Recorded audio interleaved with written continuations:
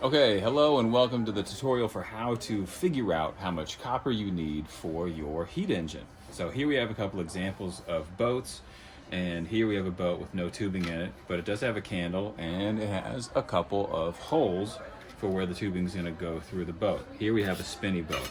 How much tubing do I need?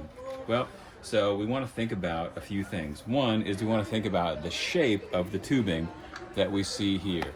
So we've got one line here, this is linear, another one here, and here we have a circle. And it's not just any circle, it's a circle that goes around more than once. Let me show you. So if we start here, to get back to this point, we have to go around how many degrees? 360, right? That's one time around, but we're not done yet, right? Because we have to go the other direction. So we have to go how many more degrees? 180 more degrees to go back the other direction. So we need a 540 degree turn here to do that. To figure out how much material this is going to take, we need to know the radius of this circle, right, from the center to the edge. And so we need to know the diameter of the thing, the form that we're going to use to make this turn. Turns out we're going to use something special. It is a chair leg, and I'll show you how we're going to measure that in a little bit.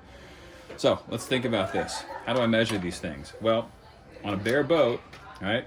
Actually, let me back up. You can also do more than one turn. You could do, this is 1.5 turns. You could do 2.5 turns. You can also orient your turns vertically or horizontally.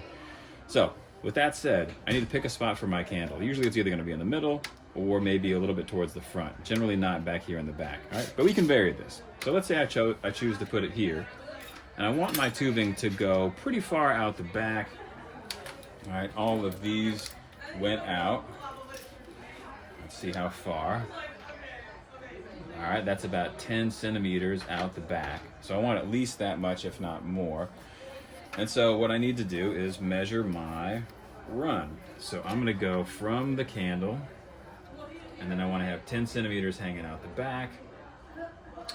And so that to the front of the candle is 28 centimeters. So I'm gonna have 28 centimeters here, 28 centimeters back, and now I just have to figure out this circle. And so we'll take a look at how to do that right now. Okay, so here we are, and I've set the 10 here, and we can measure just how far across it is. This chair leg is 2.6. Oops, sorry. So that's 2.6 centimeters. All right, so that's how big that is. Let's do this one more time. 2.6 centimeters. Okay, so we need to figure out how to take this radius, or this radius, or this radius, and figure out the circumference. So you may have learned these formulas. This is the circumference formula. So times 2 times pi times the radius, which is half of the diameter, by the way. And then however many times you're going to run it around. If it's 1.5 times, you multiply by 1.5. If it's 2.5 times, you multiply by 2.5, and that's how you do it.